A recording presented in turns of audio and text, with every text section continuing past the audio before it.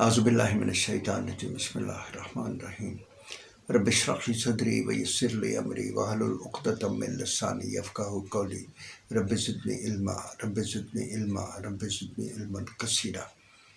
جی دوستو، میں ہوں آپ کا دوست، آپ کا بھائی طارق ملک۔ جب پناہ مانگتا ہوں رب کی میں تو تحفظ نصیب ہوتا ہے۔ جب پناہ مانگتا ہوں رب کی میں تو تحفظ نصیب ہوتا ہے۔ وہ مجھے دیکھتا ہے، سنتا ہے، ہاں رگے جاں سے قریب ہوتا ہے۔ دوستو، آج اس غلیظ عمل کی بات کروں گا جو لوگوں کو جہنم میں لے کر جائے گا۔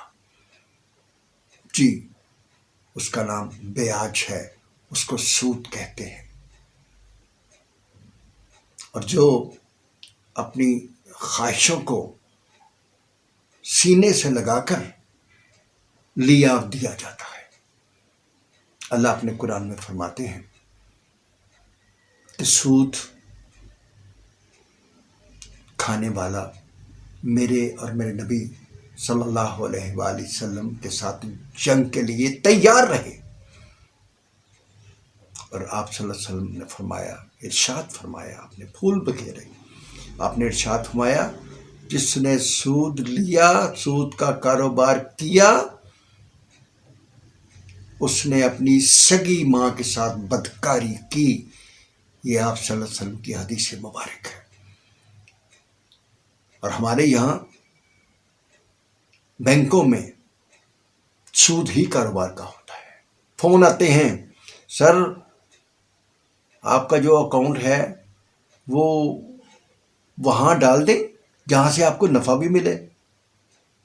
تو جو دین والے، سمجھ والے ہوتے ہیں وہ کہتے ہیں نہیں بھائی جان، ہمیں سود سے کوئی لگاؤ نہیں، ہمارا اکاؤنٹ کرنٹ ہی رہنے دیں۔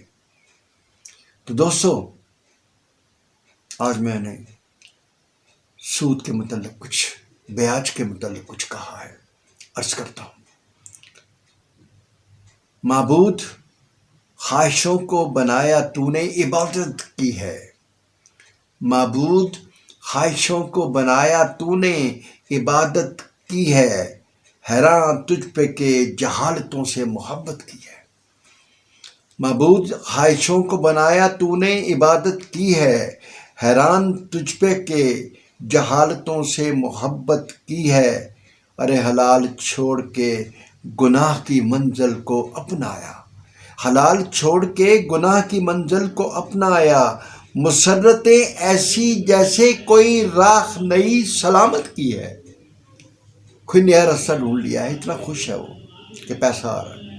اور جس بڑے گناہ سے روکا ہے تجھ کو رب نے، جس بڑے گناہ سے روکا ہے تجھ کو رب نے، اسی بیاج پہ تو نے اپنی معیشت کی ہے۔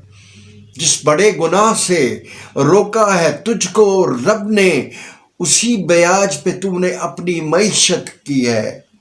اور چند سکوں کے لالچ میں آ کر تو نے، چند سکوں کے لالچ میں آ کر تو نے اپنے اللہ اور نبی سے بغاوت کی ہے۔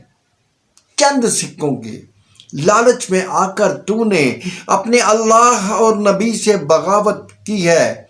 اور غیرت مر گئی تیری ضمیر کو دفن کر ڈالا۔ غیرت مر گئی تیری ضمیر کو دفن کر ڈالا۔